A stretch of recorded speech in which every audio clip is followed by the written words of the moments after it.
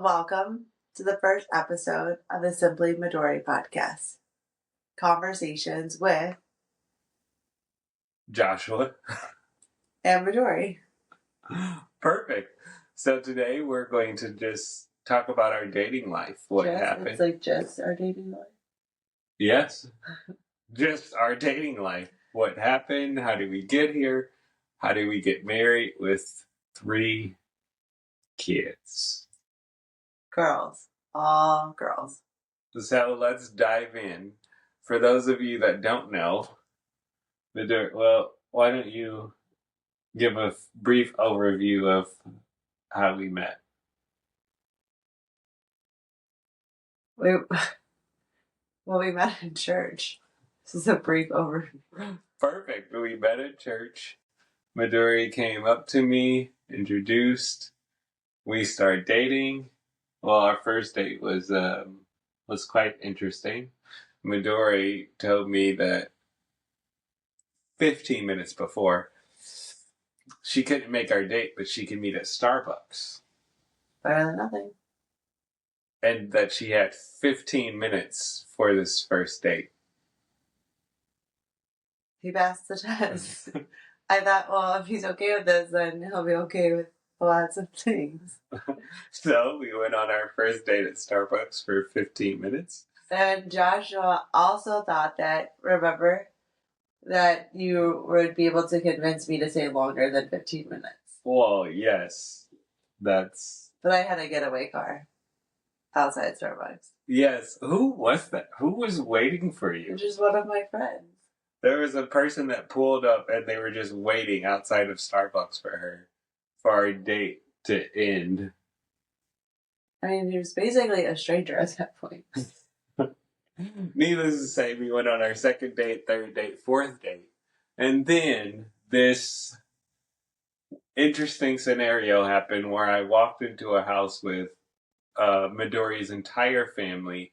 And that leads us to kind of one of the first scenarios where we got to navigate life together.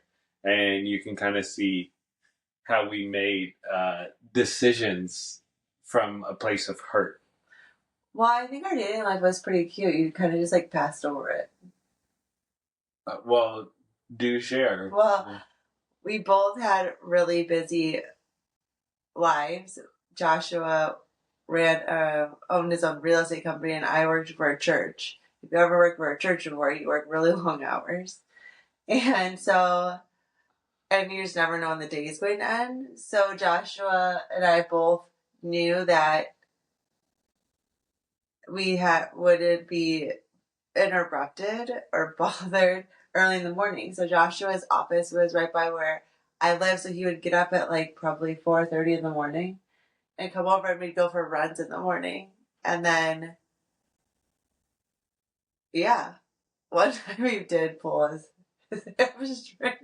What are you talking? I didn't pull my hamstring.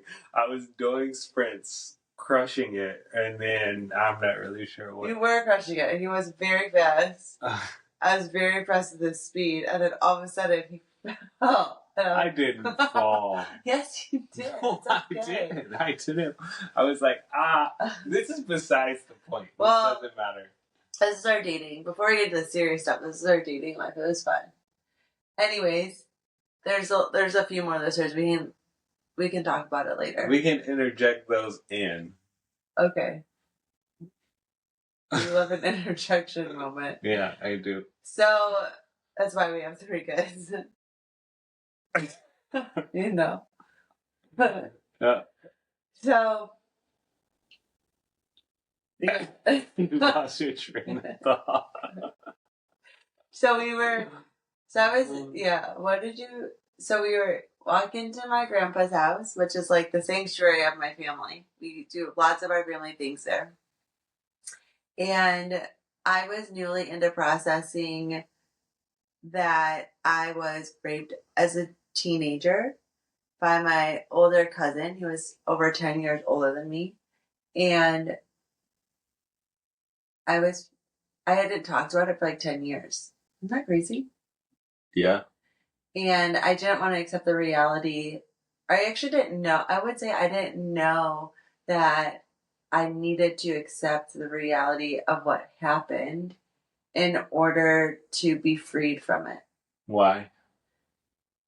I never put two and two together that that event of being raped was traumatic. What did you classify it as in your? Just like something that happened. Like it was fast. So I didn't think it was like, I didn't think that a situation that wasn't like, I honestly am not sure what I thought. I think I just thought what happened and you move on. Okay, so you were raped at 14, and for 10 years, you didn't say anything like how did it affect your life? Well, I didn't think it did. I mean, it clearly did. And I honestly didn't think that it did. I didn't even realize that it was traumatic until I was at that same church on this janky patio. And this woman came out and she was like, "You like party a lot." And I was like, "Yeah, everyone parties a lot." And she was like, "No, you're like exceptional at it." And I was like, "What are you trying to say?" And she was like, "Well, do you realize that normally when people like drink a lot or like do drugs or trying to escape like reality to some degree. So is there anything you're trying to escape?" And I was like, maybe like being raped as a kid is like is affecting like maybe I'm trying to run from that. And she looked at me and she said, "Yeah, you should go to therapy. That's really traumatic." And I was like, okay, literally I've known you for maybe less than 2 hours. Right. And so clearly she was able to be like, "No, that's traumatic. And everything that you're doing is being affected by this thing." And she was the first person to like put words to it. A, Practically Wow. a stranger. Uh, that's pretty incredible. Yeah, so shortly after that, I'm the personality I would say that execute things. So she told me to go to therapy, so I was like, perfect, I'm gonna go to therapy. So the next day I called the counseling office that she recommended, and I started going to therapy. Okay, so you start therapy, and like then what happens? How did you get to you're going to therapy, we start dating, you decide to tell your family? Well, I think I told my family before we started dating individually, which is what led to the big meeting. Got it. So how did you get to there? Because how long was it a secret before you told the first person? Well, 10 years. So it was 10 years, and who was the first person that you told? I honestly think that lady on the steps at that random church I just started going to. Okay, so because I didn't know what it was. so That was the first time I like put words to it. you tell a stranger on the steps that you were raped. Yeah. And then like what happens from there to there? You go to therapy and the therapist. Literally the next day I went to therapy to some therapist that she recommended. Great. And I was like, "Hi, I was recommended to come here because I was raped as a teenager and I haven't talked about it in 10 years." And the therapist was like, "Yeah, this is your first session. This is great." Well, I only had 60 minutes, so. She just dove right in head first. Yeah, there's no, like, I knew why I was going, so I might as well, well, I don't know. So that was how I started the first session. Okay, so perfect. So you dive in, you start therapy, and now can you take us through? Yeah, so I'm in therapy, we're talking, we're processing through a lot. He's basically telling me that all of my decisions that I've been making were rooted in to some degree, from being raped. That something happened in my mental and emotional being that I was now making decisions based off of someone who's never processed pain from the rape. Right. But I never realized that. I thought this is just like what life was. Got it. So I started going to therapy. He's teaching me all these. I'm learning, and he's like giving me all these different things about it. And he goes on one of our many sessions. He goes, "So you ready to talk to somebody about this in your family?" And I was like, "Sure." And he's like, "They're probably not going to respond the way you want them to, and that doesn't change like all the progress you've done." And he was like, "They're just doing the best they know to do with what they have." And I was like, "Okay." He's like, "But it's gonna be painful." He was like, very funny. He's like, "It's gonna be painful." And I was like, "Well, it's okay. I'll just come back to you after I tell them." And he was like, "Oh, yeah, come back." So I go home to my apartment in the city, and then I drive out to my parents a couple days later or whatever. And the first person I like tell from my family is my mom. And my mom, I just don't know. I mean, I just don't think you know what to do with information. Like being a mom, if like I was told that by one of my daughters, I don't know like what you do with that information in the time. Like in the moment, it was it's super painful. And looking back, getting as I've got continue to get healthy and learn from it. Looking back, like that's a horrific place to be as a mother. So she did what she knew how to do with what she had, and it was super painful.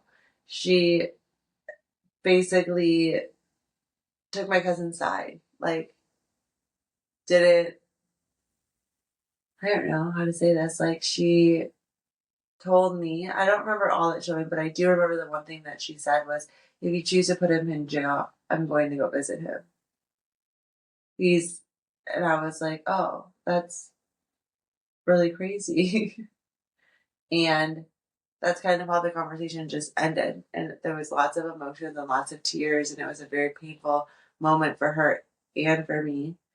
And I remember I went for a walk outside, and it was like really late, and I called my therapist. And he was like, because I told him that I was telling him, so he kind of knew to expect the phone call. And he was like, well, you did great. You released something. You said it out loud. And he was like, and I was like, okay, so it was more about me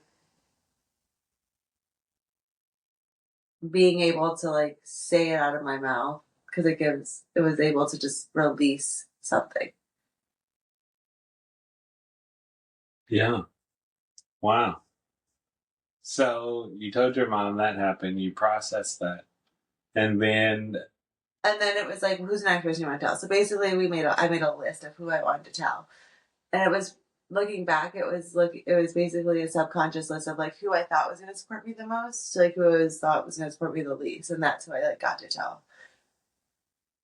That's who I decided to tell. So I called my sister because I have a sister who's 5 years younger than me, and I was like, well, what if something happened to her? Like this is terrible. And so we talked about it, and she's been my number one supporter since day one.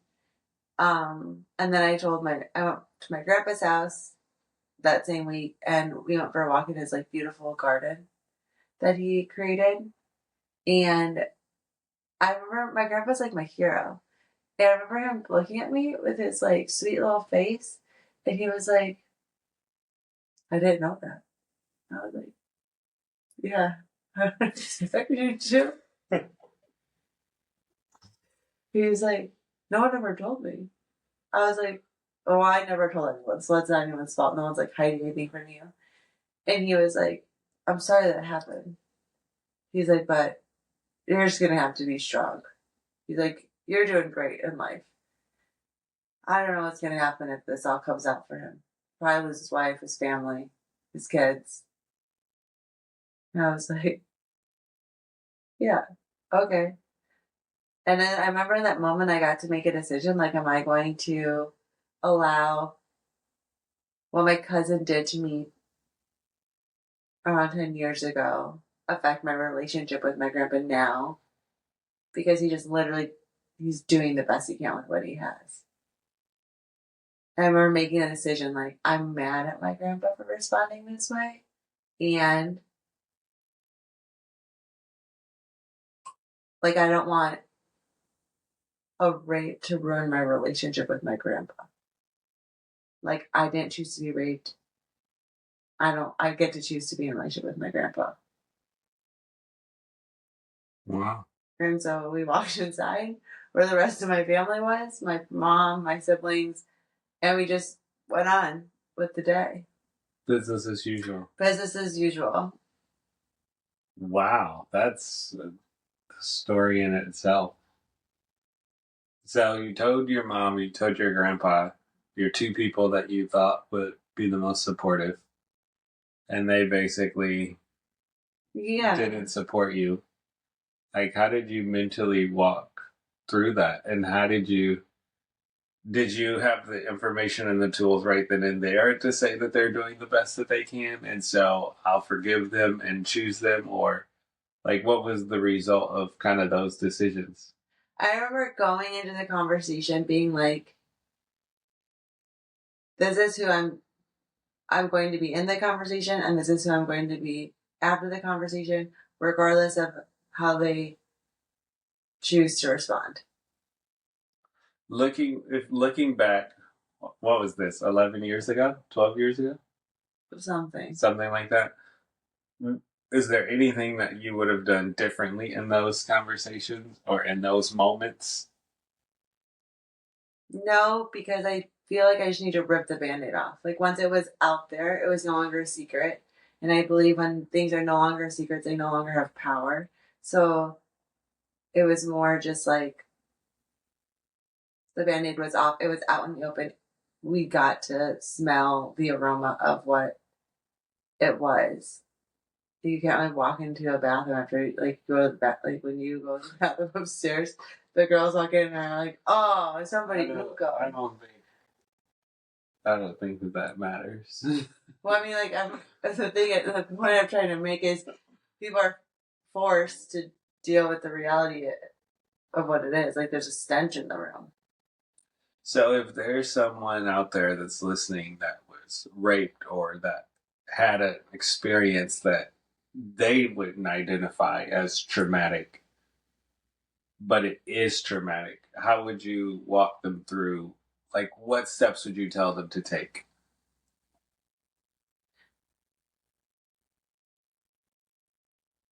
Like for me, in my experience, the best thing that I did was accept the reality that it happened and that it is traumatic and that it's not your fault and it is traumatic. Like those words still resonate with me so clearly when the lady was like, "That's so traumatic." And I was like, "You think so?" She was like, "Yeah, you should probably get some help with that." I think that should end our first episode. And we can talk about the rest of our lives and how it unfolded and impacted in the next few episodes. Perfect. Great job, babe. I'm so proud of you. Thanks. Thanks for tuning in, and we'll see you on the next episode.